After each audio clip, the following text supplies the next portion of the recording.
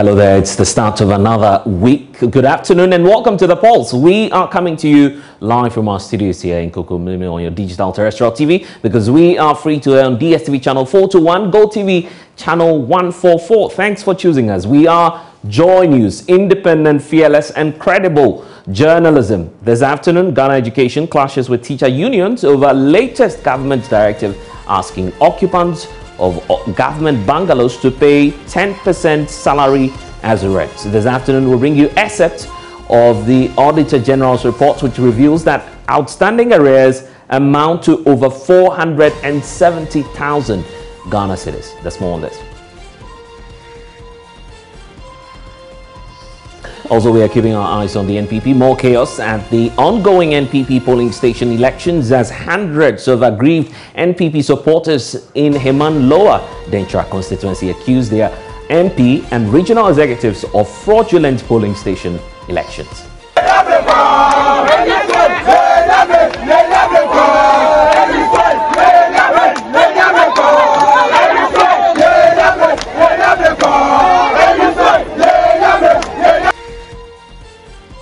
And a little later, Fix the Country convener Oliver Baka-Vomawo has dared the Auditor General to follow through in his quest to prosecute him for allegedly plotting to overthrow government.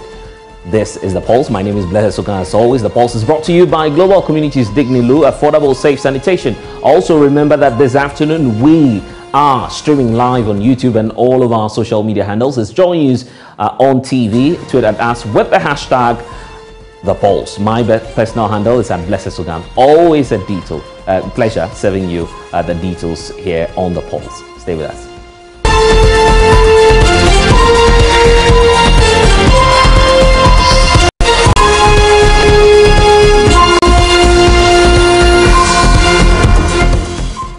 Well, this afternoon, we are learning that there's more chaos in the New Patriotic Party's reorganization as hundreds of aggrieved NPP supporters in the Heman Lower Dentra constituency hit the streets accusing their MP, Bright Rekubrobe, and the constituency party chairperson of fraud in the just ended party executive elections. Now, they claim that though forms were distributed to prospective aspirants, no election was held before acclamations. They also therefore dragging the regional executives to court. Correspondent Richard Nyako has more in the following report.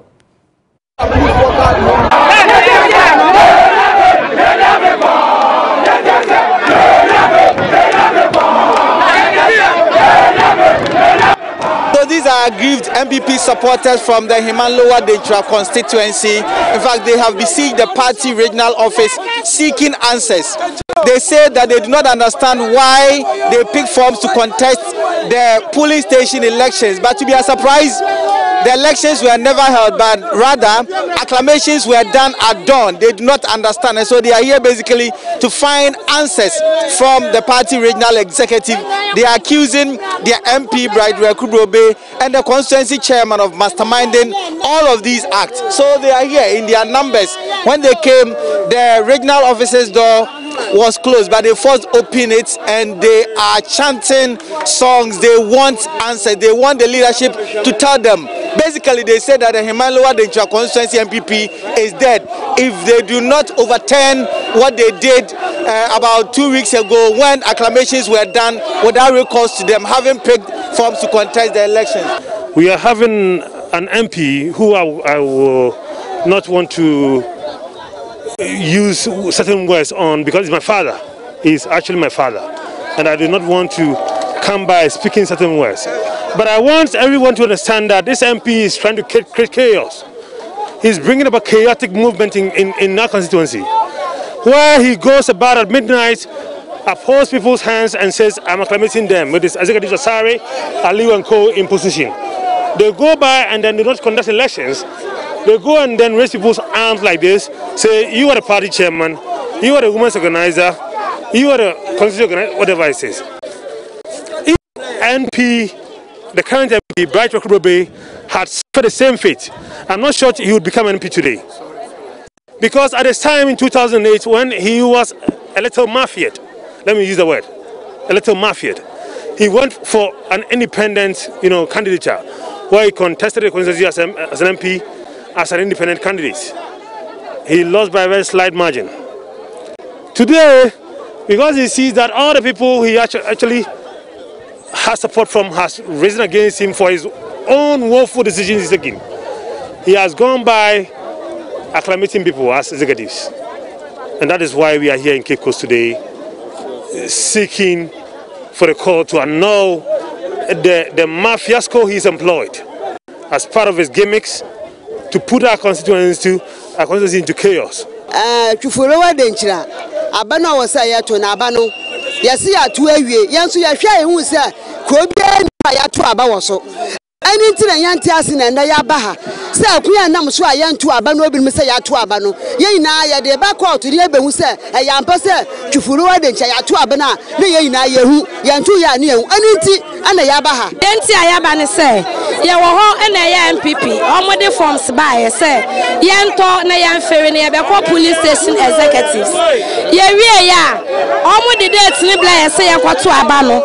Yasha, Yako police station, Obia Massa, Yantu Abano. Yatu Yana say, a penny for the Abasa, Yabako constituency election, that the SCI Yantu Abba, near constituency election, Yantia, and Uti, and I Yatoya forms, Yaka and Wabom see a debadana courts, no court for Ebuaya Sanama, Sayano Cresse, party, no, Uto forms Saudi to Abba, who Fiani Abakato say, Uko, constituency election, and when I Yantia see the buyer, Nayadin Kadi Adani and Penny for Omonkasaya, Yaka, Omonkasaya, because election or Yakwa, in Penny for Abashisha table, Yakobi Bebre, in Penny for Belay table, no more at home. Now ye, all my church or numbers, near ye, now go for Salai Abatuaba, by way you win a sack. I tend to do a Abano, a busy that says MP, and the original chairman will be able to museum.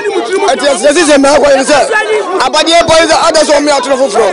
Because who are the Fremora, almost we are minor to Abano, will be any worry. In the best, some other party, Adrian also, or Himalawa Denjaria. Penny for lesson of the floor. Santi Sabia, and the party, a poor Himalawa Denjaria. And this is just part of the reports we are receiving across the country. Joining me now via Zoom is the constituency youth organizer, Aliu Sumaila, who joins us via Zoom now. Thank you, sir, for your time on the poll. So obviously your constituents are not happy about how you're conducting activities with regard to the polling station elections. Have all of these complaints come to your notice as an executive and as leadership of the party in the constituency? Well, Sumaila, if you can hear me, I'm asking about whether or not as leadership, as executives of your party, you've received the official reports that all of these constituents are bringing to the fold. Sumaila, if you can hear me, I'm asking whether or not you've received all these petitions coming from the aggrieved members of your party. He's joining us now on phone. Let's try and see if that will be better. Aliu, if you can hear me. I'm just asking whether or not, as leadership of the party, you've taken notice of the concerns that are emanating from your constituency. Hello. Yes, Sumaila, I'm asking whether or not you've taken notice of all that's happening within your constituency. Yes, good afternoon to you and your viewers this afternoon. If you could just, I don't know if you missed the question. I'm asking whether or not you are taking notice of all that's happening within your constituency as we speak. Yes, I've taken note of everything, and I'm fully part of everything that is happening. What actions is the executive of the party in the constituency taking about this? Well, I'm grateful. Permit me to use your medium to say good afternoon to all your viewers. Let me say that. Let me say that what you just witnessed this afternoon, I am just shocked because we are just coming from the court that these supposed aggrieved persons have sent the party, some party members, and who happen to be committee members of the constituency. We just left court. We are surprised to see them go to the original party office to go vandalize the place. And I am not surprised Senior, the reality is that there's a certain member of the 9-member committee who immediately after their first meeting went and then spread falsehood to these members. Following the nature of the constituency, the committee decided to zone the constituency into 3 from the one, so that people who want to access forms and want to contest can access the forms easily. The next moment, the narrative was that the committee wants to sell the forms in the house of the MP. Again, the committee decided to sell forms at 10 a.m. the next morning. Then after 3 a.m., we had some of these people in the houses of some of the committee members asking that they wanted to buy forms. After 6:30 a.m., we saw videos of going viral that they are denied accessing forms and so on and so forth. Let me say this. The first gentleman who spoke, Kabla Kentinka, this is the gentleman that took forms of persons who have applied to become executives, and some are so. When we were organizing the elections there, he came, snatched the forms from the election committee, and then teared them in the presence of the police and everybody there. This is the person who is telling you we want to raise hands of people in their home and so on and so forth. So what you're doing now, what you're doing now is to counter-accuse another individual. But how about the laid down procedures that the party has put in place for the conduct of these elections? There's allegedly the involvement of the MP himself in all of this, but that's not allowed according to the procedures that your party has sanctioned for the internal primaries. I was just trying to give you background of the very people who are today accusing people of doing the but I guess that's why you are executives. The concern is that as executives, you would have to deal with all of these infractions, including the allegations about the involvement of the Member of Parliament, isn't it? Fantastic. So, as executives, there's a committee in place in charge of the election. We are here to conclude the electoral area coordinated election. And the committee includes the chairman of the constituency. And so as the youth organizer, who obviously is not even part of the committee, we are just following and making sure that the right things are done. So what will be the next line of action?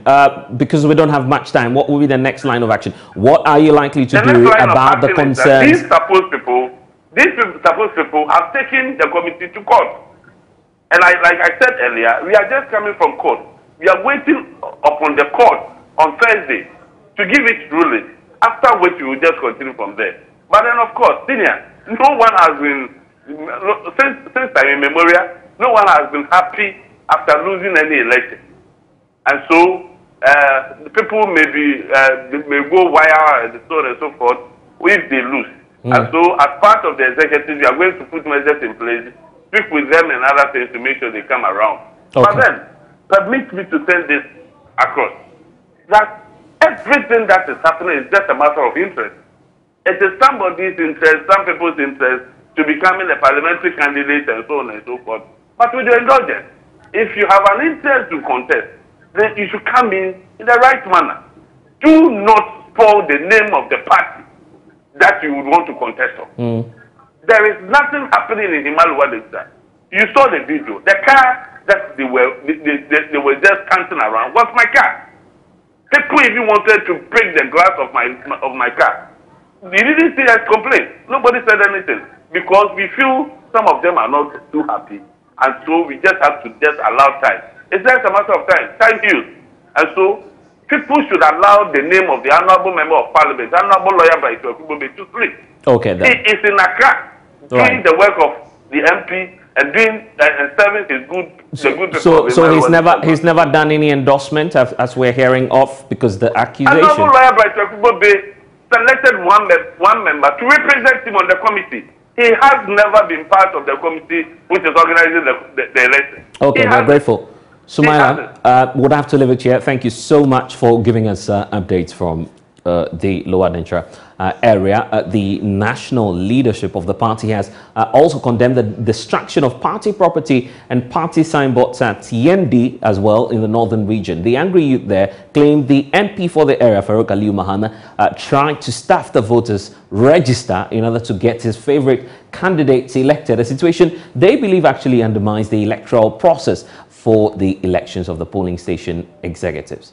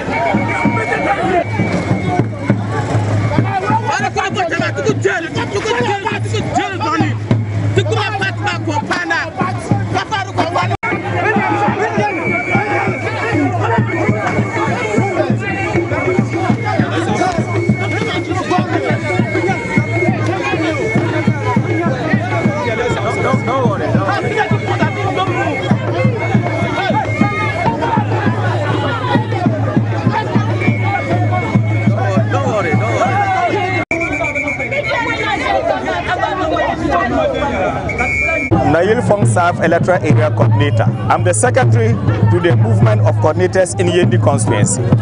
Our message is simple and clear. We have witnessed some corrupt compilation of our constituency police station executive album. And I have witnessed in 2013, in 2017, we've never compiled our police station executive album anywhere apart from Yendi. This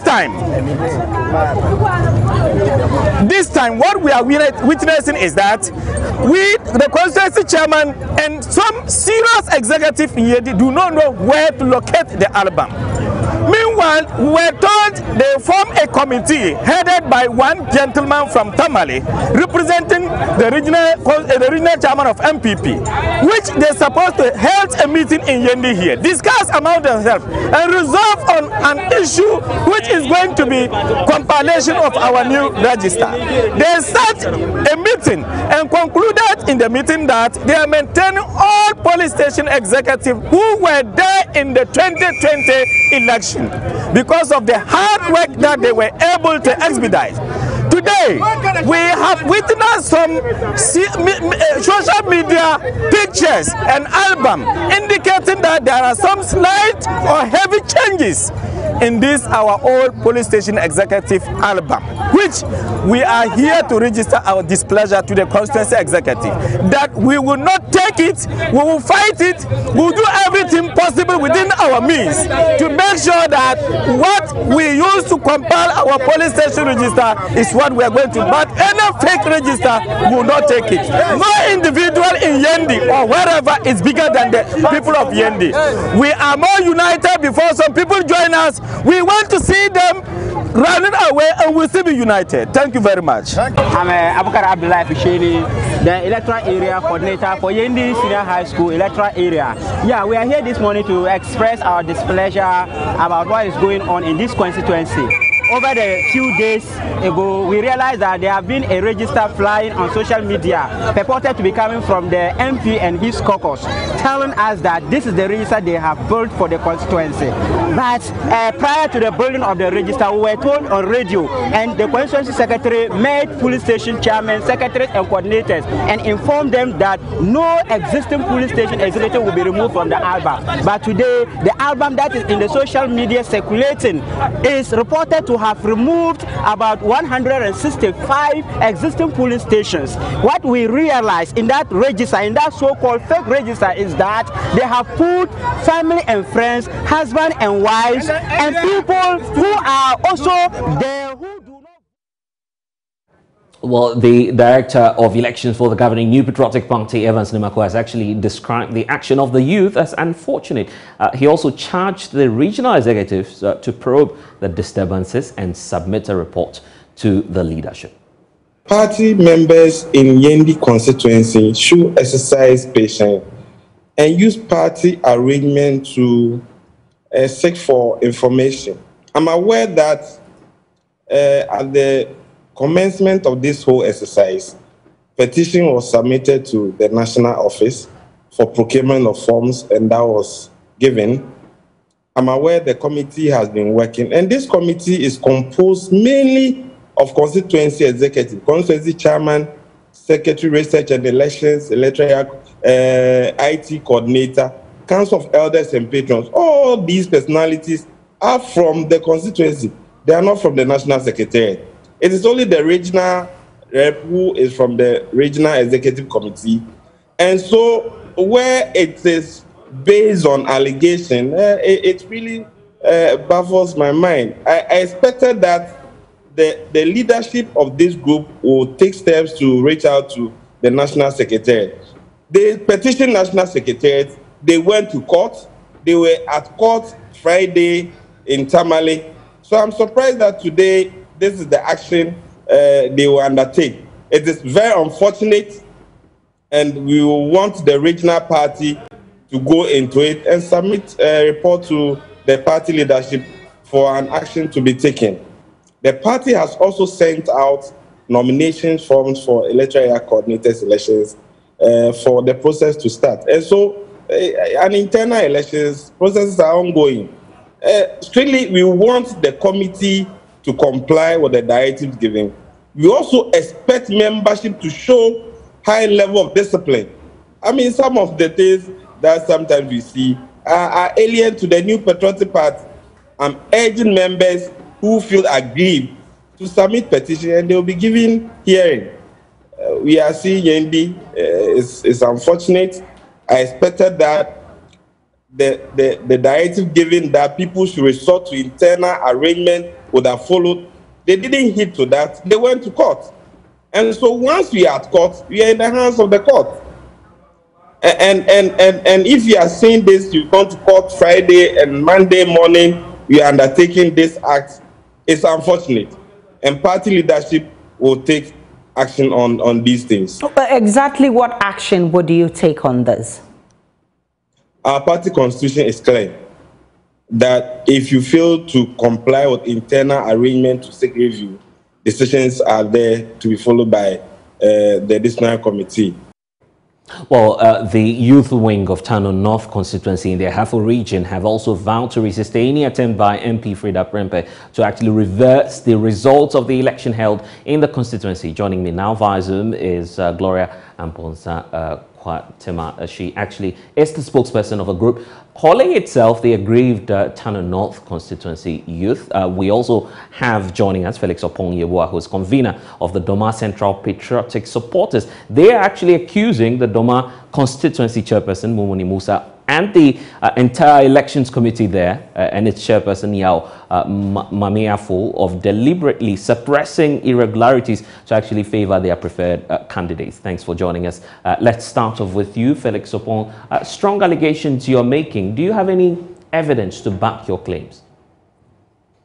Thank you so much, my brother, for having me this afternoon. And thanks for the opportunity given me as well. Yes, of course, we have numerous evidences to back our claim that there were a lot of irregularities within the election process that just ended last week Tuesday. That we have gone through, and we even sent a petition to the election committee chairman to look into it. And he didn't. He refused. He never listened to us.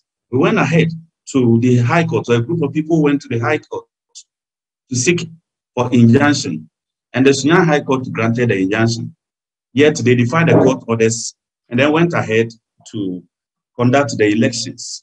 And clearly, there are thousands of evidences to back our claims. But the fact that there were a lot of irregularities within the process. When you say, but I'm asking for proof because, I mean, we've heard the reports, it's all out there. However, what we're not seeing clearly is that evidence, proof to back the claims that you're making.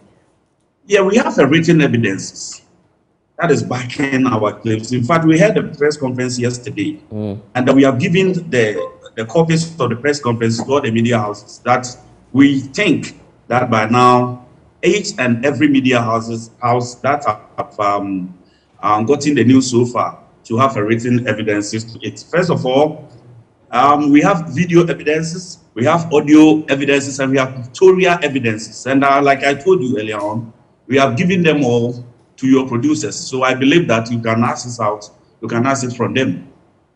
What you seem to be doing is also implicating the leadership of the party. Why do you suspect that leadership of your party is also complicit in these alleged acts that you talk about? It was an orchestrated attempt. That's an agenda. It is an agenda. In fact, one person was not actually in support of what they were doing.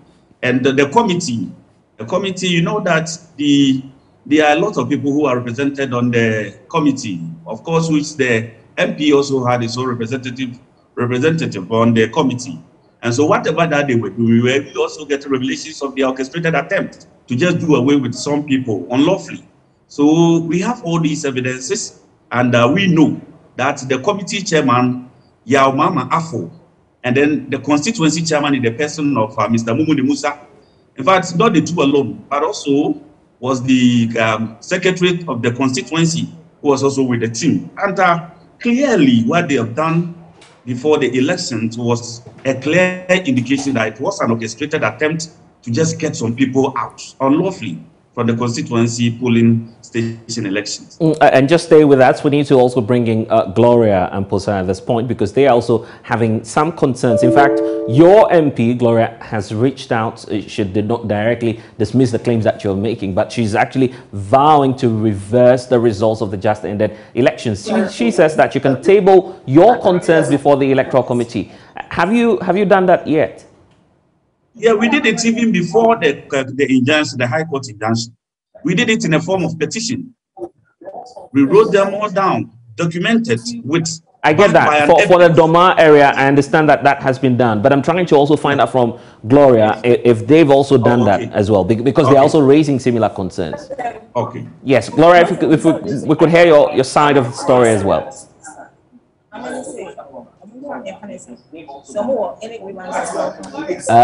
Gloria, we seem to be having some challenges hearing you. If you could reposition yourself so you could be a bit more audible.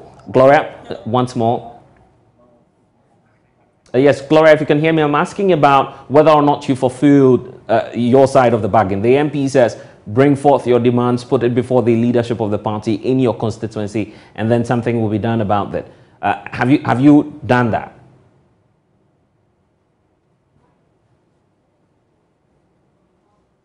We seem to be having some challenges there, but well, let's also take you to some other stories that we've been actually monitoring this afternoon for you here on The Pulse.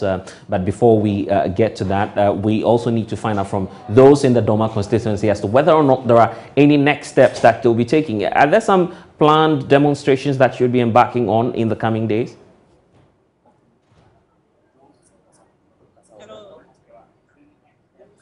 Kindly unmute for us so we can hear you. Hello. Yes, so Gloria, okay, it's good that you're back with us. Yes, I was asking about whether or not you fulfilled what your MP was asking of you, your group, the fact that you need to petition leadership of the party to do something about it. Have you officially done that now? We are done with the elections, so yeah, hello.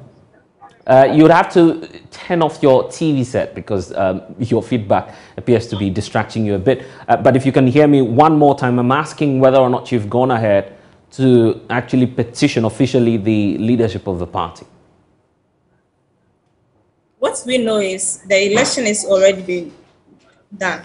We are done with the elections. So I don't see the need for us to petition the leaders again.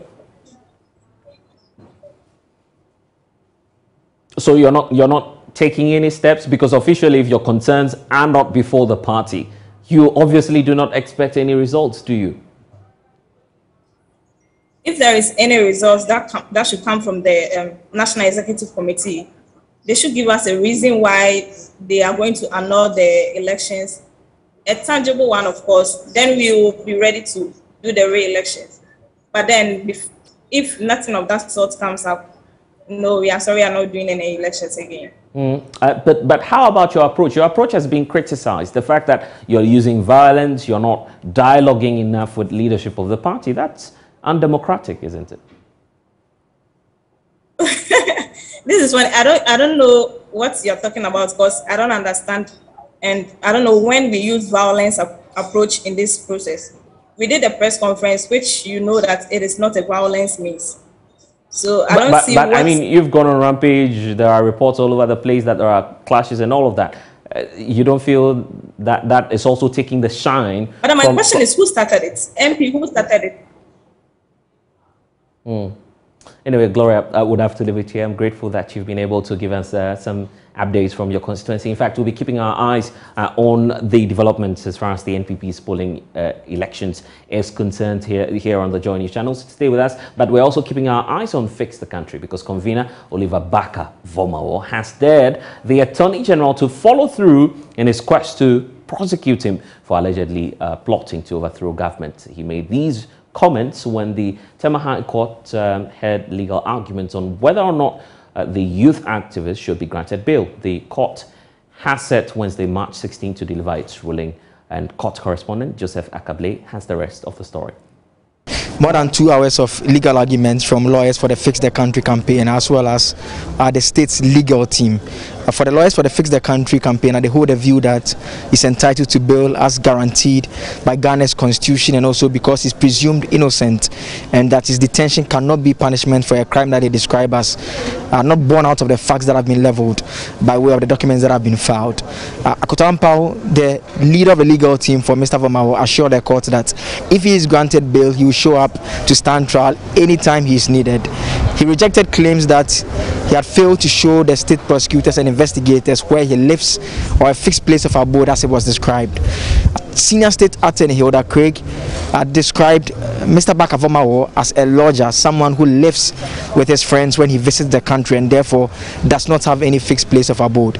She said the state having access to his passport is not enough assurance that he will show up to stand trial anytime he is needed. The court presided over by Justice Daniel Mensah adjourned proceedings to Wednesday, the 16th of March, to deliver a ruling on this matter. The case, therefore, will be back in court on the 16th, but some of the Fix the Country campaigners have been sharing their views with us. Raphael, who is a member of the group, has been speaking to us. We thank Ghanaians so much, those who are following this case, and Ghanaians who are so much concerned about what is happening right now in court. I can't prejudicial over some case pending in court right now, but what I will say is we thank the judge who sat over the case today. Like you heard, he said he's really certain with whatever judgment he wants to rule out there. We are just waiting for it, but all we are pleading is that let the rule of law work. If every single Ghanaian deserves a bail when it hits this point, at least Oliver is not different from it. He's supposed to be granted bail just like any other citizen. The country has to protect its citizens and not to scare them.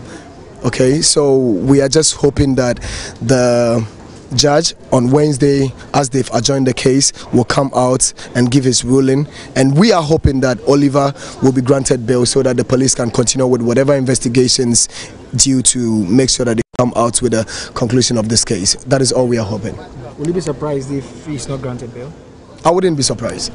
I wouldn't be surprised, because it is just a history repeating itself.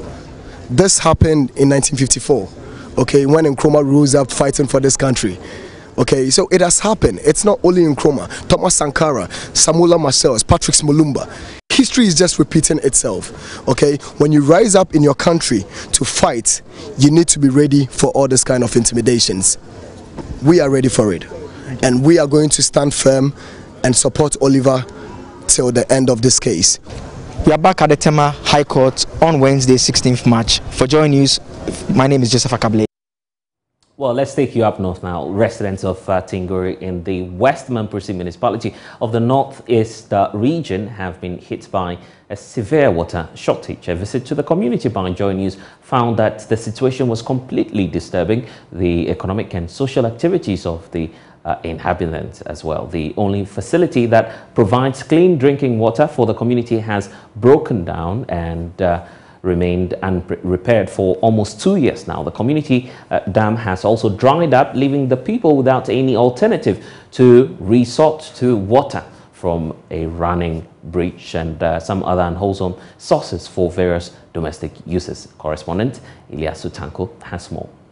It is 8 a.m. here at Tinguri, a small town in the rural West Mamprisi municipality, located about 20 kilometers away from the municipal capital along the Wale-Wale-Nalerigu Road in the northeast region.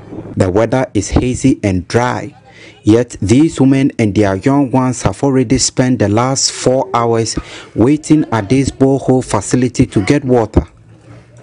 They have set off this early with the hope of getting the water quickly for domestic purposes before preparing for the farms.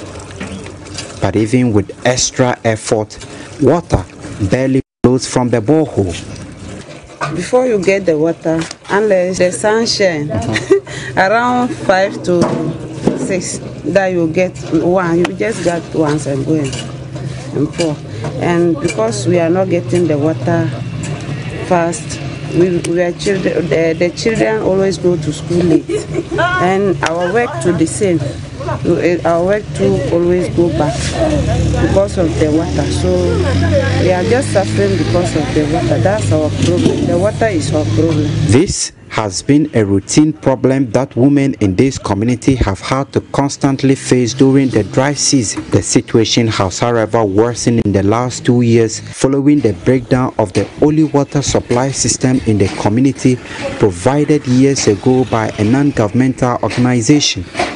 Leila Guma complains that the scarcity of water has made life generally difficult for them as they now have less sleep and go to the farm late. The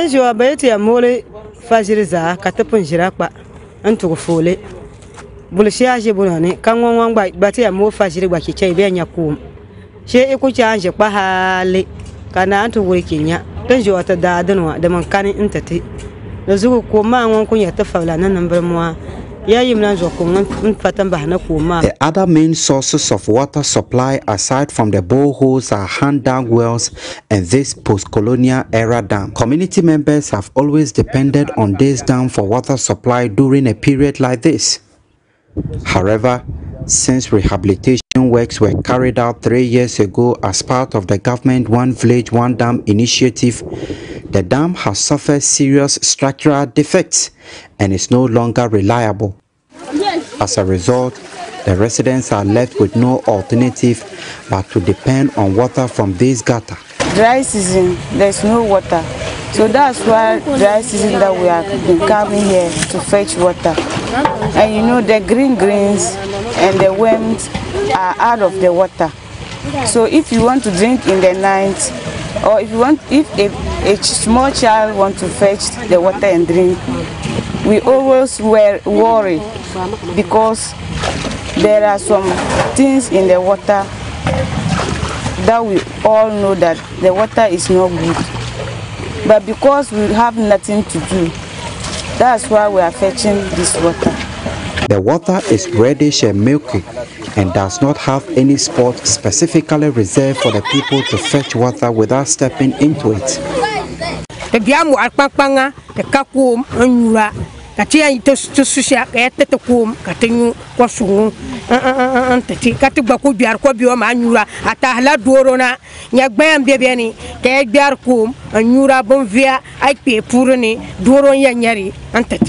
dam, from few months to come, there will not be water again. It will just finish totally. Unless we come here, we will not get water. The assemblyman for the area, Idrisu Bugzia, explained the challenge with the water supply system. He also gave details of why the dam hasn't been able to hold water since the One Village, One Dam rehabilitation works. The major problem we have with regards to this dam is there is a leakage over there. Just directly behind this, my brother, where you just see the depression. Growing up, we're told it is a hole dug by crocodiles, so it leaks through to the other end. When those One Village, One Dam people equally came, they also tried their hands on it, and then still the thing has opened again. The assemblyman is appealing for immediate assistance. We are suffering.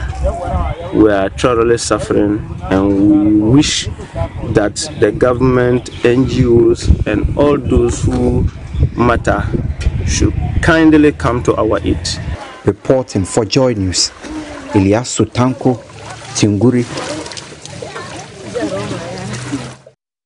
Now, when the Upper East regional town of Paga is mentioned, only one tourist site actually comes to mind, and crocodile ponds as well. But it will interest you to know that Paga is also home to the Picoro slave camp, which is a very important historical landmark for the community. Although little is known of it, dating back to as early as 1704, this slave camp is known to be a place where slaves from northern Ghana and southern Burkina Faso were often kept for several days before they were carted to the Salaga slave market in the Savannah region for sale and onward transit out of Africa. For our Ghana Month series, JoyNews' Upper East correspondent Albert Sori puts a spotlight on the Picoro slave camp located in the Nania suburb of Paga in the Kasna Nankana West District.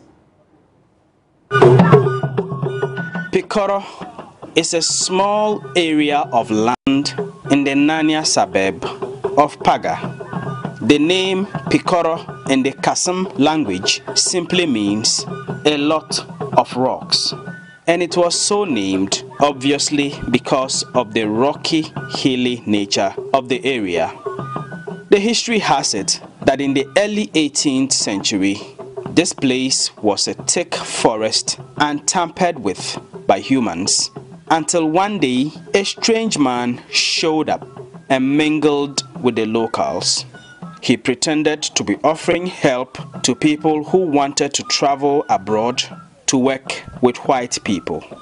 Picoro was allocated to this man because he wanted a place to stay. It turned out he was a slave capturer. Around 1704, a young man who was a black man came and settled here, and he was not willing to tell much about himself to the people who were living in the village as at that time. So the people gave him a name in Kasem, Bagao, meaning a bushman. And this man, according to history, he could speak so many local languages. He was physically and spiritually strong, and he was having weapons which were given to him by the white people. So he came and started the whole business here in small scale, capturing young men and ladies, keeping them here. From here he take them to Salaga slave market, where they were sold out to retailers, and from there they were marched through Asimanso, Asimfosu down to the Cape Coast Castle, and they were being handed over to the white people. Joseph Kuguramo is a tour guide here at the Picoro slave camp. He takes us on a tour of the camp. First, we learn of the arrival place for the slaves in those days.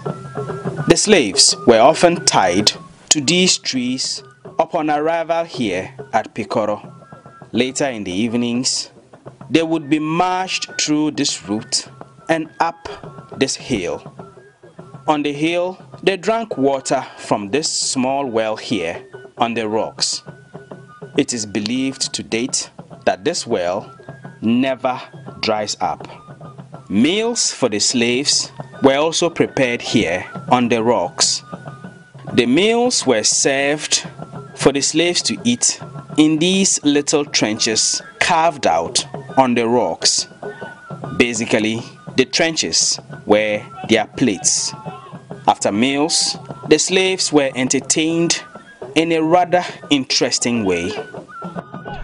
Over here, slaves were brought anytime they finished their supper in the evening to this place. It was compulsory for them to be entertained to make them reduce the emotional stresses they were passing through. These are two rocks near to each other which sound differently if you hit any part of them, slightly different like the traditional drums we have in the village. The type of music performed on these rocks in the days of the slave trade has remained with the people of Paga even to date. These men here gave us a feel of that music.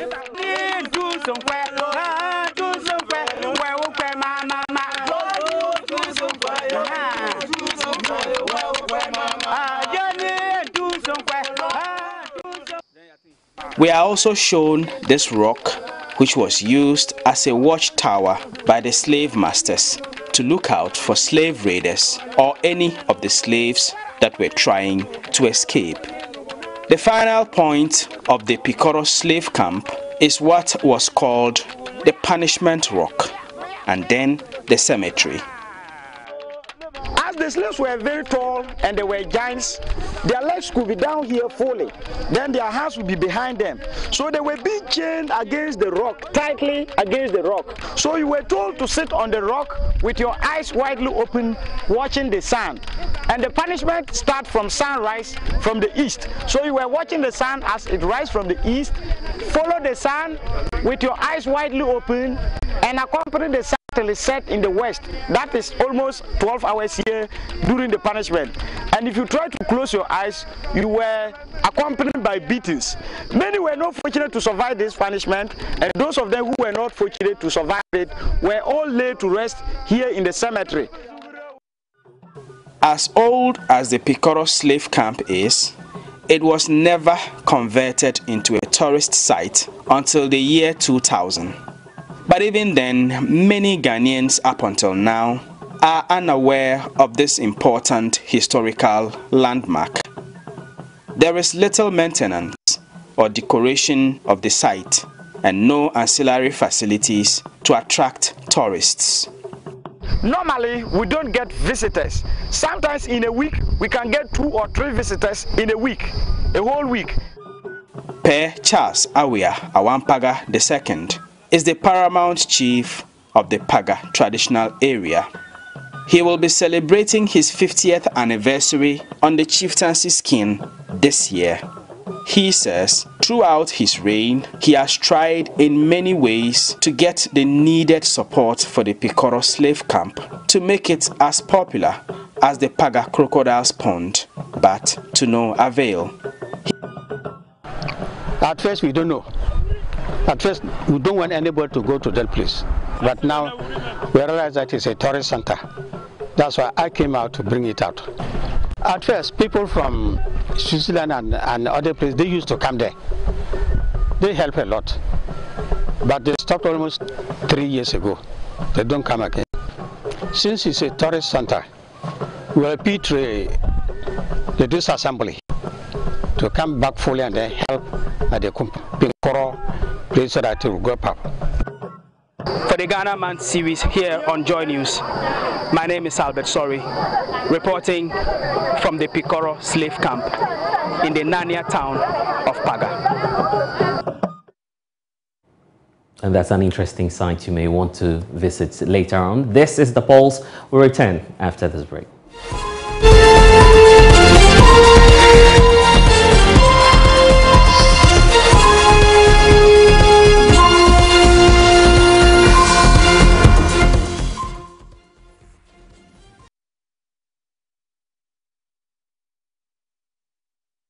Well, and thanks for staying with us here on the JoyNews channel. We're getting some breaking news for you. 1 person is reported dead and 4 others have been arrested following shooting in Boku in the Upper East region. It is not clear now what may have sparked this latest violence, but JoyNews is learning residents have fled to various leaving the streets empty as we speak. Security personnel have been deployed into the town to prevent an escalation of the situation. Stay with us here on the JoyNews channel as we bring you some updates on this very matter.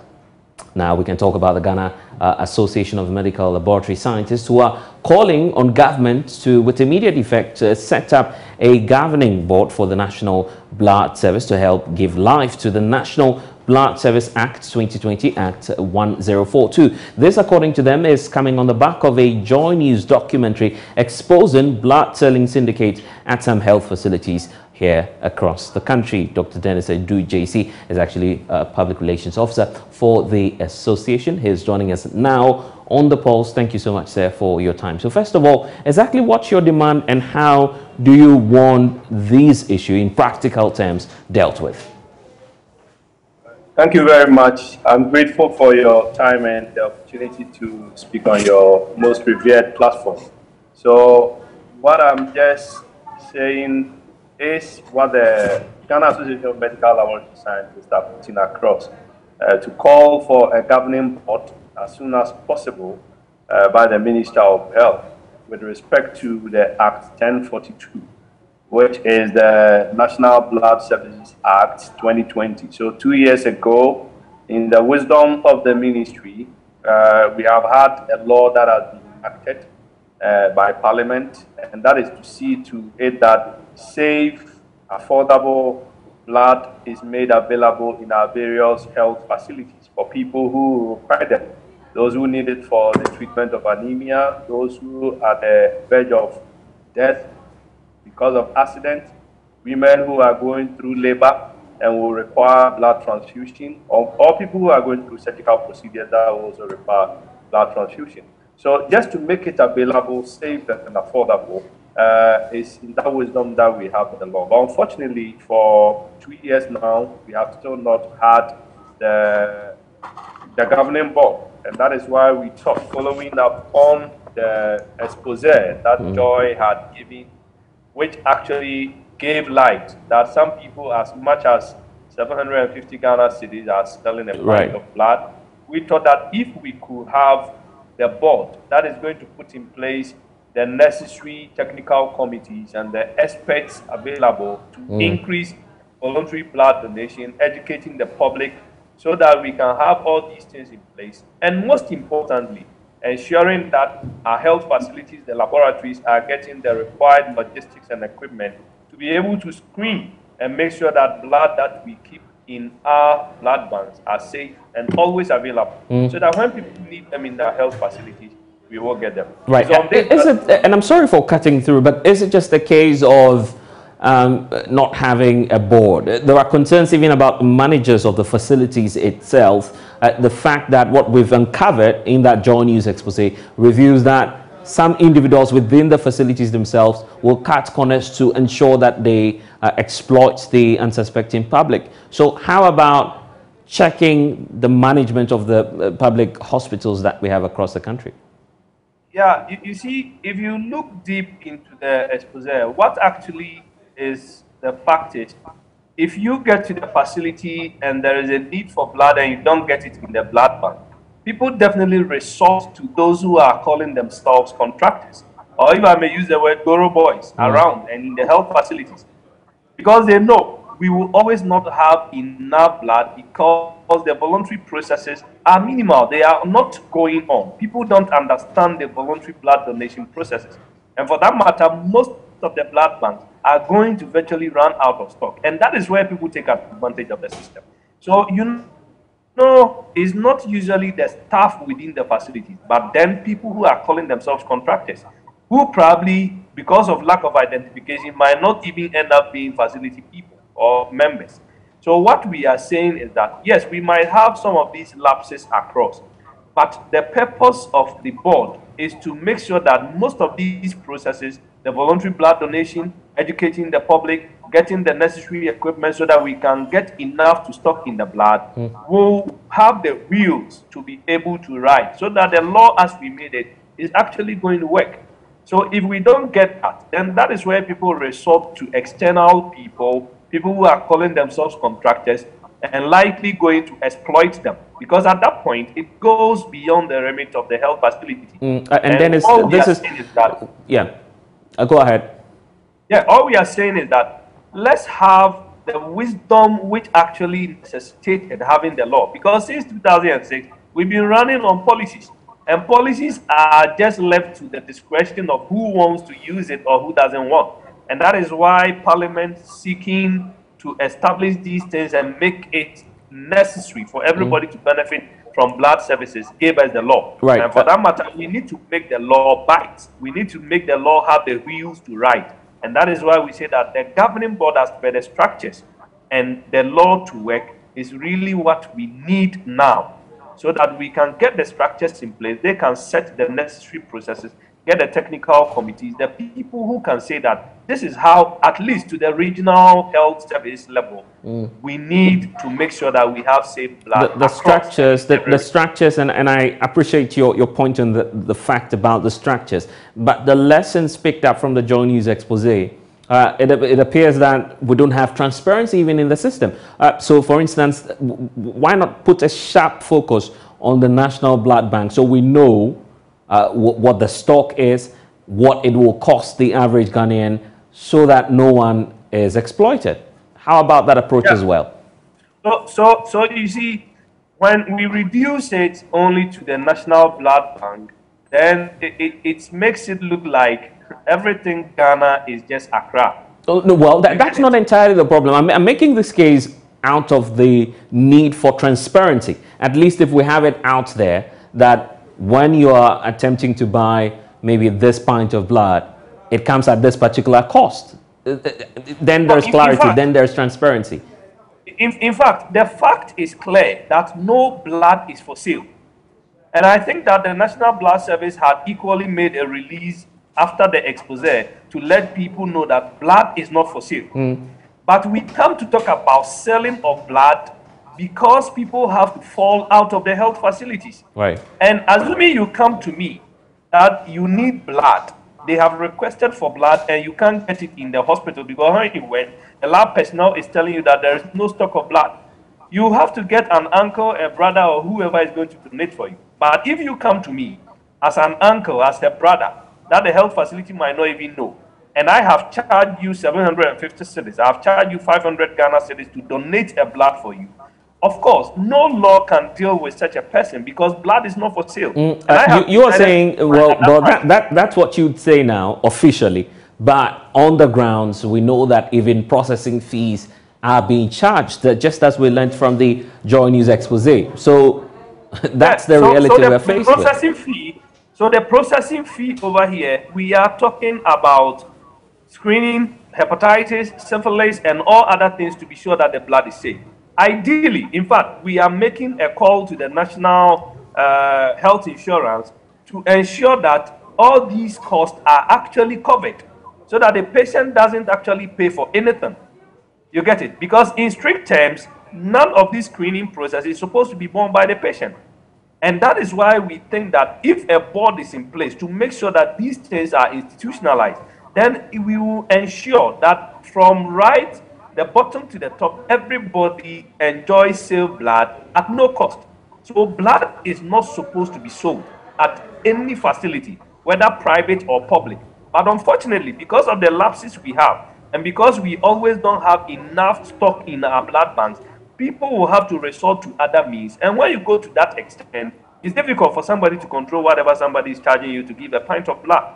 And as medical lab scientists, obviously we do know that you don't have any burden of trying to sanitize the system, but at least this is the health sector, your stakeholders, you should be concerned about what's happening. What role are you going to play in further enlightening people and also taking on some steps that would achieve the aim that you're on the lookout for? So it's clear that if anybody is found doing anything untoward, anything that is not in line with good habit, good behavior, ethics of the practice, definitely you are empowered to report such people and the laws will deal with them. And the law dealing with them could even go to the extent of withdrawing the license of such practitioners. Now, the other thing is that people or the public should also understand the fact that blood banking can only be made safe, affordable, available, only when we all get involved with voluntary blood donation. We need not to wait for people to be needing blood before we get to the banks to donate. Every 3 months, we can ideally do at least a donation. These things will all go a long way to ensure that we have enough blood stock so that we can use it across. If we have enough across the various districts and regions, some can always be moved across to various places that will be needed. So we are able to get rid of this. Then we can't fault people who probably on their own will go, if you bring me that this is my uncle, this is my brother who is ready to donate, not knowing how much you have agreed on and you are going to pay to the person for donating. And what's the after all, what's the incentive for that? What's the incentive for doing so? Particularly when you can find yourself in a case where you've donated blood and yet you go to the hospital facilities, they still report that, well, the blood bank is down. You still have to find another means. So what's really the incentive anyway of going ahead and freely donating blood? Yeah, so the point is that blood has a lifespan once donated 30 to 35 days maximum. So it means that whatever you have donated, if it's not utilized, then definitely we are going to have that challenge of you coming after that day that even your own blood, if it's kept there, you can't use it. But the point is that if we are having everybody voluntarily getting to the facilities to donate, we will always have enough stock. That is all I'm trying to put across. And in fact, it's one of the functions of the board to increase education so that we can have a lot of people getting involved in voluntary blood donation. If we are not able to get to that point, then of course it will be difficult for you to say that when you are in need, as human as we are, that is when people want to exploit. And we may always get into some of these challenges. We think that we need to increase the education to the public and get them to know that voluntary blood donation is the only way out, and making sure that at least to the regional levels, we have enough equipment and devices to be able to screen and get safe blood for everybody to use. So now, Dennis, let's talk about the absence of the board and possibly what that would mean for the system. How bad of a situation is it, and how is it affecting the administration of blood across the facilities here in the, not just in the Greater Accra region, but across the country? Yeah, so across the country, what is happening now is that, you see, when I am taking blood from somebody that we want to put in the bank, I have to screen HIV, syphilis, and all other parameters to be sure that the blood is safe. So what equipment are we using? What screening tools are we using? If we don't get a system in place that will harmonize and standardize all these processes, somebody in a particular district, in a particular region, might not be able to provide that safe screening processes to give you the safe blood. So what is required is that if you have a board that together with a technical committee they will set up, it's likely that across the country we can institutionalize the processes and make sure that at each level of blood services in Ghana here, we are able to standardize the process so that the safety of blood that are offered are assured. Equally, once we have these blood donation exercises, as much as possible, we can influence it to be something that people are going to take up voluntarily, so that we don't have to force people only at the verge of needing blood to treat their relatives. That is when they donate. It will be an exercise that will be carried out across and ensure that when we screen blood, they will be safe and available in our hospitals, laboratories to use whenever it is needed. Right. That can get free. Most of these contractors. Right, and Dennis, talk us through the level of engagement that we're seeing between your group and that of government. What's been the level of engagement between these two parties, and so you can at least get some results? Yeah, so as we are speaking here, that means that we've already initiated discussions that are ongoing, and whatever the hurdles are, that is why we are admonishing and encouraging the minister that with the wisdom that they got the law, let's see that we get it to fruition by making sure the board is in place. We were very vital, instrumental in getting the review of the law and everything. But we think that it's high time, based on this expose, knowing that we are still having the problems still around. The board, we think, will come in to make sure that the problems we have seen prior to the coming into force of the law are still existing. And we need it to bite, so that Ghanaians can benefit from whatever good measures we wanted to put in place with respect to the law. That is the Act 1042. Dr. Dennis Edujesi, thank you for joining us on The Pulse.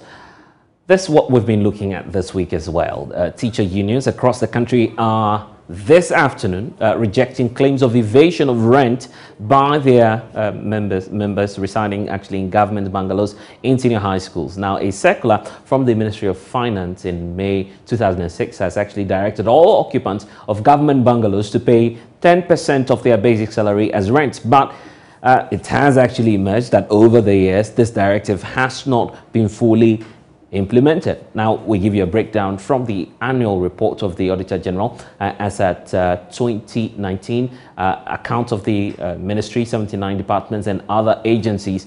Here's a breakdown on the screen for you, as you can see for yourself, indicating that the Ministry of Finance has given an order way back in 2006, which requires that occupants of government bungalows, flats, quarters are actually to pay 10% as basic salary per month. So here's the outstanding situation. 324 government workers from 11 institutions actually defaulted in the payment of rent between January 2016 and December 2019, resulting in the outstanding rent of 472,223.16. There's an add-on onto that, but for you to get a picture of what's happening across the country, it appears that teachers are not the only ones involved in this. On your screen now, you have some of the institutions that are defaulting in terms of paying their rent. So you have the Achimota Hospital, for instance.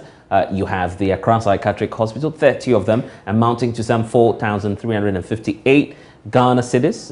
And let's deal with one of the highest, the Seshiyosu Government Hospital. Guess what? 205,374.39. They're one of the highest on the list there. And then you have the Tetekoshi Memorial Hospital, also having to pay some 25,000 there. And Joboso Government Hospital is also there. Outstanding amount 51,400 Ghana cedis for 27 staff members. In all, 324 persons are defaulting. And that's not all. We need also to give you a picture about the academic institutions, or perhaps the Ghana Education Service, and what their situation is as we speak. The Ghana Education Service headquarters, about 9 tenants there have defaulted between January 2014 and December 2018. So about 4 years now, they haven't paid their rent, and that's amounting to some 78,371 Ghana cedis. You also have the Ghana Education Service, once more, the Eastern Regional Education Office, 5 persons there, November 2016 to June 2019, a total amount of about 18,248. In fact, that's the highest in this column. And then you also have the Ghana Education Service, District Education Office, Don Kokrom, 45 persons haven't paid between January 2017 and April 2019, amounting to some 14,413. But that's not all. You need to look at the total. 59 persons, and the total amount there actually have it resulting to some 111,032 Ghana cedis. So that's what's at stake as we speak, and that's contained in the Auditor General Report of 2019. As we speak now, there's a meeting ongoing between the Ghana Education Service and leadership of the teacher unions who are trying to reconcile all of these matters, as latest directives indicates that government will henceforth be taking 10% of all persons occupying government bungalows. We'll keep our eyes on that for you here on The Pulse, but we also need to tell you about this. Prospecting homeowners in Kumasi have actually raised concerns over the rising cost of building materials. A market survey conducted by the Love Business News shows a bag of Gassem cement, which was previously sold for 35 Ghana cedis, is now being sold for 50 and 55 Ghana cedis. The price of iron rods on the market as well, from 6 millimeters to 32 millimeters, has also jumped by some 34%. An iron rod, which costs some 6,200 Ghana cedis per ton, has jumped all the way to 8,500 Ghana cedis. Some residents lament the hike in prices. They say cement in India no boy. They say no iron rods kura. They say untiminto. So when we say if you are AC, they say a tuaso. So they say cement boy. My building project is on hold due to the hike in the price of building materials. The prices should be reduced so that we can afford. It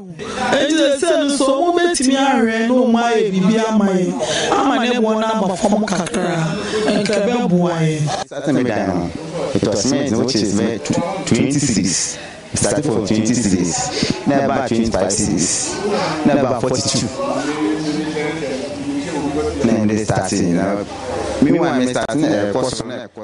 The price increase of building materials has really affected my budget.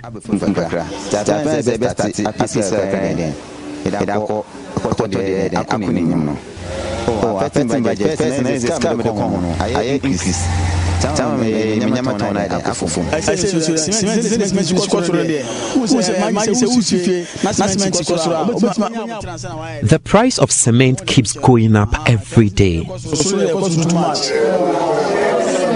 abana konde timi niska timi yere nsuo first ne cement no wall form me cement de timi nto. I can't even afford to buy a bag of cement because I make 50 cedis daily as a trader.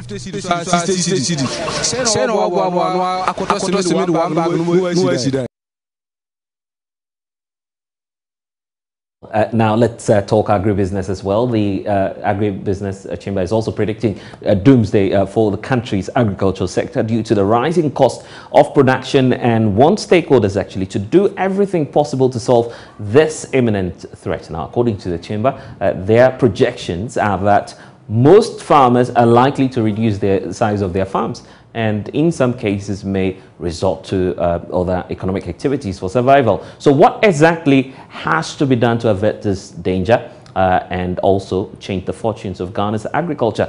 Joining me now via Zoom is, of course, Anthony Morrison, who is the CEO of the chamber. Thank you, sir, for your time here on the polls. So why are you predicting this gloomy picture for the agricultural sector? Well, thank you very much, and very good afternoon to your cherished viewers. We are not actually predicting doom. We are only painting the picture as it is.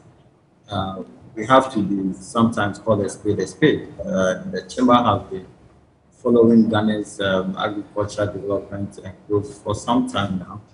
And we think that situation as it is now does not make it right for our food security and our sustainable development goals to be achieved.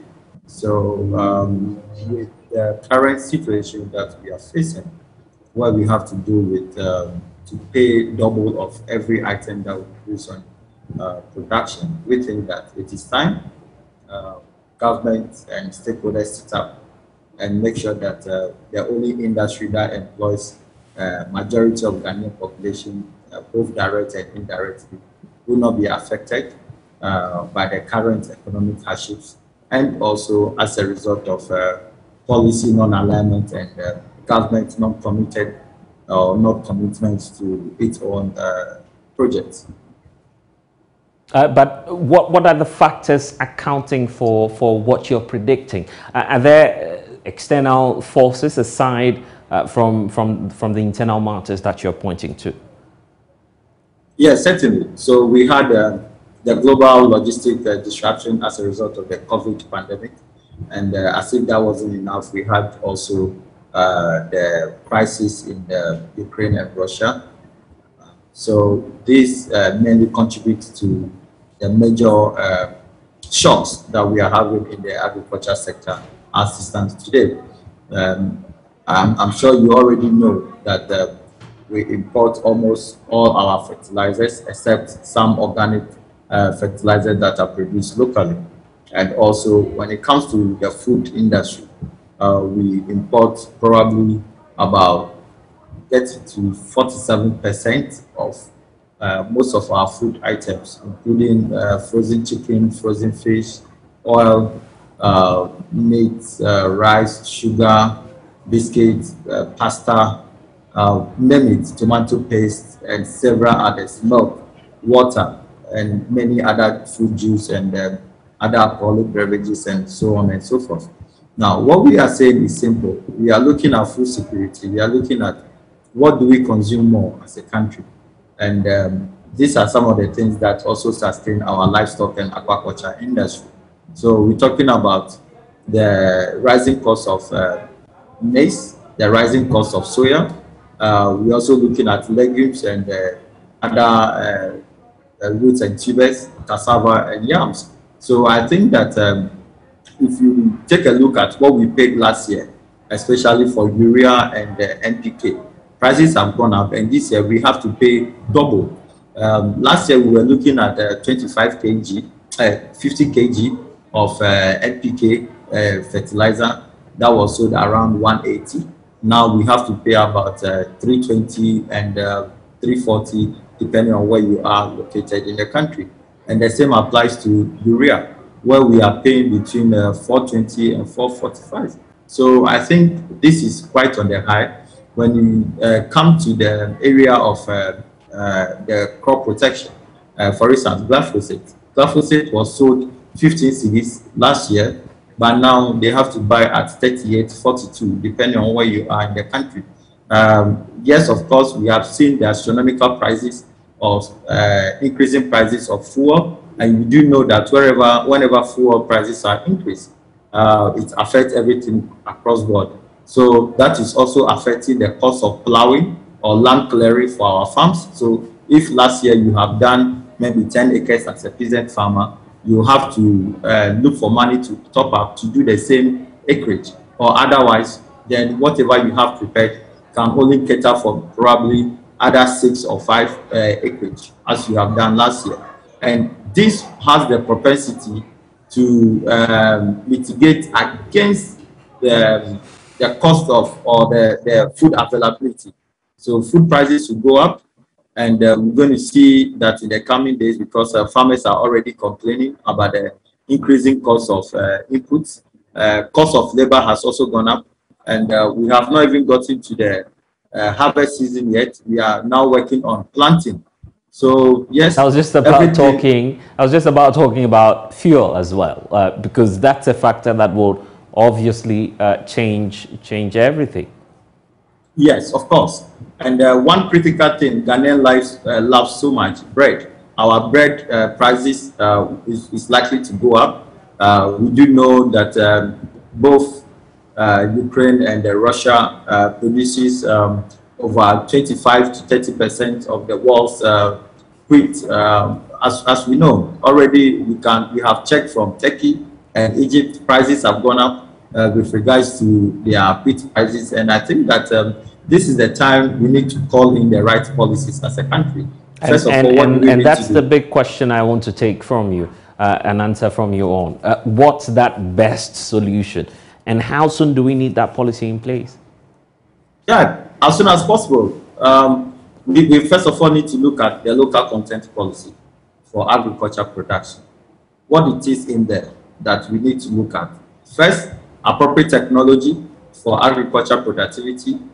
2, making use of the right agronomic situation, especially with regards to input. We need to support our seed breeders. We need to support our seed multipliers so that they can come up with the best seeds for farmers. Second, the third one would be to have a policy on the organic fertilizer, where indigenous companies and other investors will see the opportunity in the Ghana's organic industry.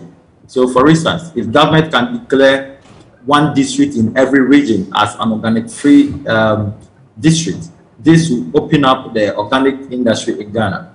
Now, what do we need to do next? We need to now develop a local content policy across board, from the way we eat, from the way shops stocks their produce. Let me tell you, we are in the situation of geopolitics, and each country is doing what we call the protectionism policies across board.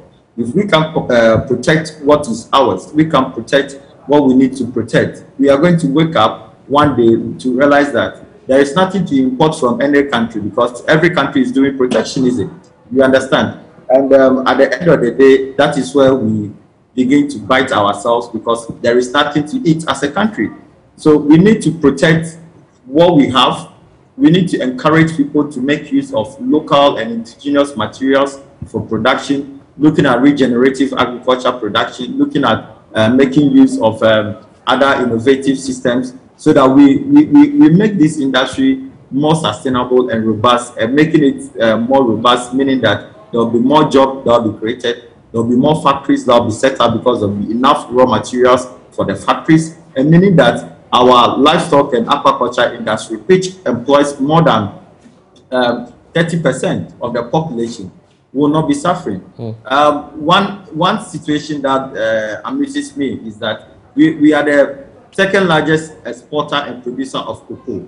What happens to our cocoa pods? We can use the cocoa pods for organic fertilization, okay? Where we use it to produce organic fertilizer and just introduce some organic nutrients or organic actives into it. Then we have organic fertilizers, okay? In Thailand and Cambodia and other places, they are more advanced. They are using nano-organic fertilizers. So we need to be more robust. And secondly, finally, I think that it's high time we use our research institutions. The Council for Scientific and Industrial Research, we're doing a lot. We have our own West Africa Center for Crop Improvement. They've done a lot of work that needs government support. They need investors and other partners to go there to see what they are doing. So it's time we begin to make use of the materials that are available to us as a country, because that is the only way we can sustain this industry. We need a right-thinking leadership. We need a right-thinking partnership, and we need to evolve everything we do around the fulcrum of the local content area. Now, we also need to find a way to develop a PPP kind of arrangement between government and also private sector and all that. How do we make sure that we provide some form of synergy? The agribusiness PPP platform could be created in enhancing this. There are several ways we can do this, and I think that as far as we continue to feel the brunt of the Ukraine-Russia situation, the already COVID-19 pandemic disruption, this is the time, because farmers need to produce, factories need to move, and consumers need to eat, and citizens need to feel satisfied. People may argue that there is food. Yes, of course, there is food, but at what cost? Okay, you have to pay more because the food is limited. You have to pay more because there are fewer quantity of the food available on the market. And as I said, food security is all about availability. Food security is all about what? At what quantity is the food available, and also how accessible the food is. So we need to take some of these things into consideration. Take suggestions from the private sector and involve the private sector to making sure that we are able to bring all the innovative ideas and what it takes to develop this country as Great ideas there, Anthony Morrison. Thank you for joining us and giving us the latest on this. Now we take you to the OT region. Health Director Dr. Osei Afre is actually worried about the absence of a secondary health facility in the region for referral purposes. He says the situation is becoming one where patients are being referred to other facilities as a result of their dire conditions, and they die during transit in this referral processes. Dr. Afre wants government to consider providing a regional hospital as it carries out its Agenda 111 project in the region. Correspondent Peter Seno has more in this report. The Health Performance Review by the Regional Health Directorate each year is to do SWOT analysis of effective health delivery in the region. Speaking at a performance review meeting with other partners in effective health delivery in the region, the OT Regional Health Director Dr. Osei Afre has bemoaned the absence of a secondary referral health facility in the region. He says this is impeding quality health delivery as some clients lose their lives in transit to referral centers outside of the OT region. The absence of a regional hospital in the region is really a menace for us, because we are torn between referring the case to maybe Trafalgar, that's who, or we are sending the case to Tamale. And the logistics and the distance alone becomes a little bit of a problem. So imagine referring somebody from Nkwanta to Ho, that long journey. So if it's an emergency, I mean, we've lost 1 or 2 patients in transit or on arrival just because they couldn't get there on time. So it's a huge problem. So if we are benefiting from the government's Agenda 111, then a regional hospital is a priority for us, so that at least all the serious cases will not be referred outside the region, but we would be able to contain such referrals in the region. Dr. Afre also says Kratchi West and Kratchi Nchumru districts are cut off the region by the Volta Lake and the Oti River, for which referral cases become difficult to manage as the ferry stops its services by 6 p.m. daily. Because of the River Oti and the Volta Lake passing through some places, the region is kind of divided. So places like the Kratchi West or Dambai, Kiti Kratchi and Kratchi Nchumuru, okay, you realize that once the pontoon does not work after 6:30, referral downstream is going to be very difficult. So it's like after 6:30 they are cut off. they are cut off, and anything that happens, they may have to refer the cases to Tamale. So the plan that we put in place was more or less to beef up the services at Karachi West District Hospital. Try to find a doctor for Karachi in Chumuru, that's Chinderi, so that at least they will be able to hold the fort at every point in time. But no matter what, referrals would come. Another issue for effective health delivery in the region is the fact that there is the presence of only 2 health specialists in the region to attend to the myriad of health challenges. It's very sad to tell all of you that the specialists in the region are only 2. That is myself and the surgeon at Nkwanta Municipal Hospital. We are only 2. So if a whole region has only 2 specialists, then it means we have a lot of work to do. The existing numbers continue to dwindle as some seek transfer out of the region, while others move out for further studies. I'm afraid to say that Karachi East Municipality and Nkwanta North District are likely to lose their only doctors to the above. Meanwhile, the Biakuya District Health Directorate, led by Rita Urapa, has been adjudged the best performing district in the region. Peter Sanu for JoyNews. Biakuya District Health Directorate for being the best performing district in 2021. And thanks for staying with us here on The Pulse. When we return, we'll bring you some sports news.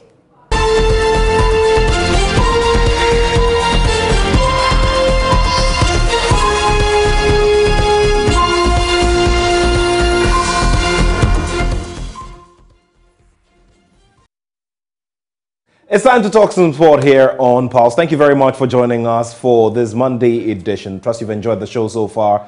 Let's get into the conversation about a man who discovered his talent with a club called Barcelona.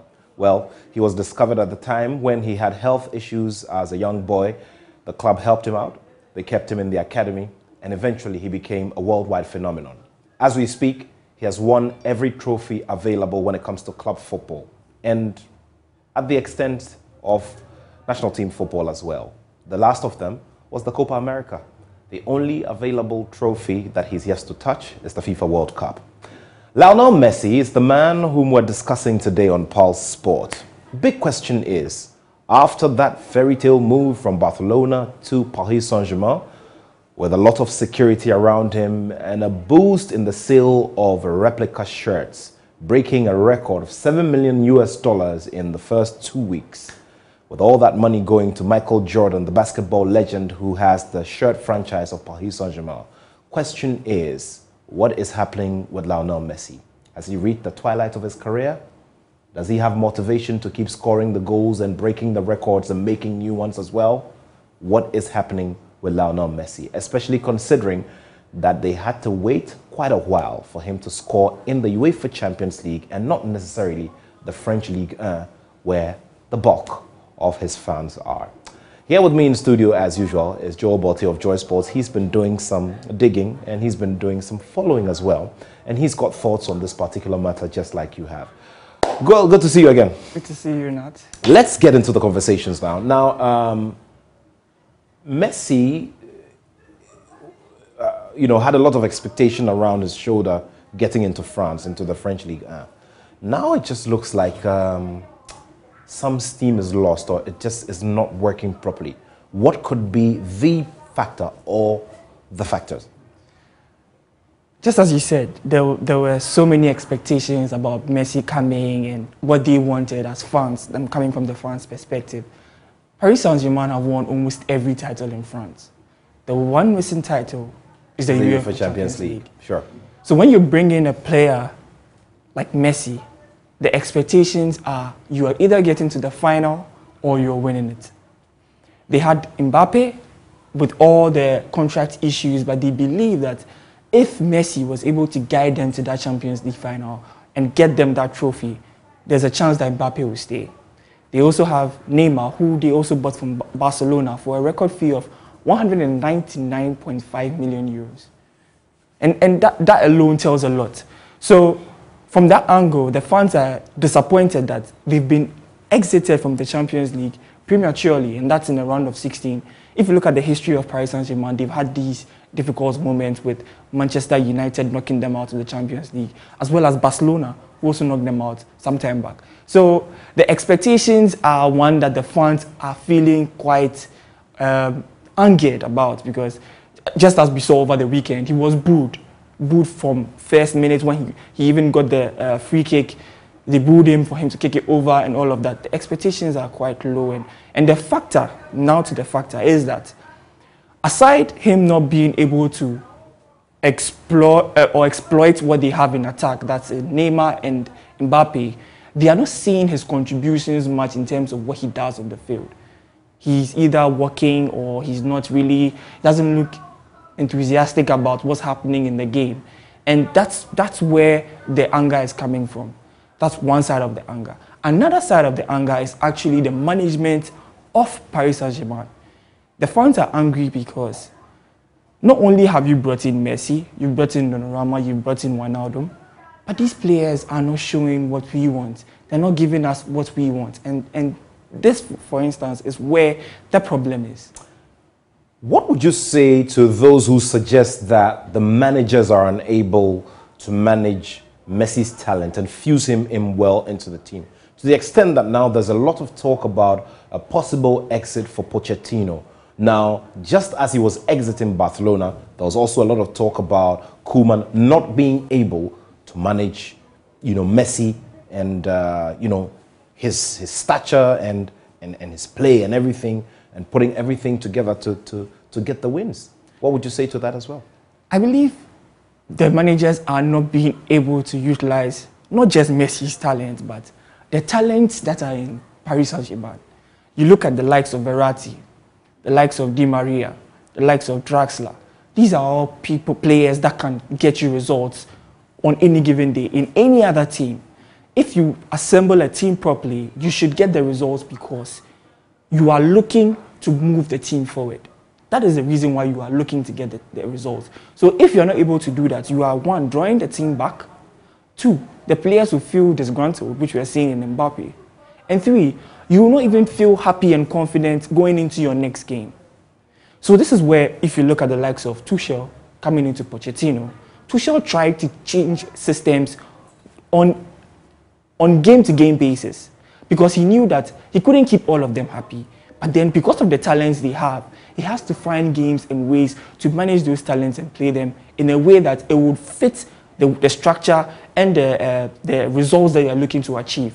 Now that's where we have a problem. Now you have Messi, I said, Mbappe, and then Neymar. This front three is good enough to win you any title in any big game. And you have such a lineup, and we are seeing Pochettino struggle. He's out of the Coupe de France. They lost just the weekend before they faced Real Madrid. And you blow a 2-0 lead against Madrid. So many question marks about the team. Now, that's because it's so many individual talents, and the coaches are not able to put those talents together. That is why all this is happening. Now, this is the other thing. I mean, everybody talks about the big generation, the generation that has seen Messi and Ronaldo dominate when it comes to individual achievements, at least in the last decade and a half. Now you see a Cristiano Ronaldo who on a daily basis is inspiring himself and is doing new things. As we speak, Messi is not quite. Tell me, try to put yourself in his mind at this time of his career. I think Messi has reached a point where he feels he's won it all. Multiple Ballon d'Or winner, multiple Champions League winner, multiple La Liga winner. He doesn't look so hungry for success. The hunger is not there anymore. It doesn't look like the hunger is there. Okay. And also, just as I said before, the people around him are not helping either. If it was a hard-working team and you could see the efforts your teammates are putting in, for a player of your caliber, you would equally do that. And that's what differentiates Ronaldo and Messi. Ronaldo is seeing the situation in Manchester United. Because he's hungry for the success, he's putting himself in a situation where he can push everybody along. So you see him get a hat-trick over the weekend, and that alone was able to get the results for United. This is what differentiates the two. Messi at this point feels he's won it all. That's what it looks like. So he's not really motivated. And the people surrounding him are not too motivated to get the results either. So that's where I feel Messi is at the moment. Let's do a quick one before we wrap it up. A very quick one, looking into the future when it comes to the rest of the season. What do you see happening with Messi? I believe this instance of them being booed would bring them back to light where they have to wake up and see that, no, we've disappointed the fans. We need to show them something. We need to get them on board and show that we love what they're doing for us, the support. So from now, I'm expecting more teamwork. I'm expecting more involvement in games and more goal contributions. I hope to see Messi more in the creator role for Paris Saint-Germain, where he can then feed the other players, and then we see more from Messi at that point. Okay, well, moving away from the man who benefits to the man who creates. That's what's being suggested by Joe Botte of Joy Sports. Well, let's see how it goes. A couple more games to go, and there's a lot to talk about, especially as we approach the summer transfer window. Will there be a beef up? Will Pochettino even stay? Well, and are we going to see Lionel Messi break out of what seems to be a bit of slumber? Well, when it comes, we will do the analysis. Thank you very much for watching. My name is Nathaniel Atto, and I have love for sport. And many thanks to Nathaniel Atto and the sports team. But that's all we have for you in this package of The Pulse. My name is Blessed Suganda. Don't forget to log on to myjoyonline.com. That's your hub for all of the latest on our running stories. We'll see you next time tomorrow.